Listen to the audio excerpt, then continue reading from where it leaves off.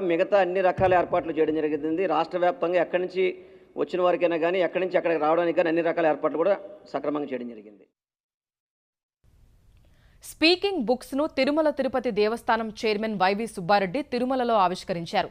ఢిల్లీకి చెందిన హయోమా సంస్థ రూపొందించిన ఈ పుస్తకాలలో సెల్ ఫోన్ లాంటి ఓ ఎలక్ట్రానిక్ పరికరం అమర్చి ఉంటుంది. దీన్ని ఈ పుస్తకాల్లోని అక్షరాలపై ఉంచితే ఆడియో రూపంలో శ్లోకాలు, తాత్పర్యాలు వినిపిస్తాయి.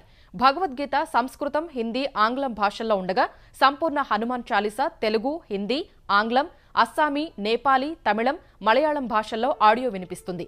ఈ పుస్తకాలను సేఫ్ షాప్ అనే సంస్థ మార్కెటింగ్ చేస్తోంది. చూపులేని వారితో పాటు చదవలేని వారు, వయసు పైబడిన వారు సులభంగా ఇందులోని విషయాలను తెలుసుకునే అవకాశం ఉందని సంస్థ ప్రతినిధులు తెలిపారు.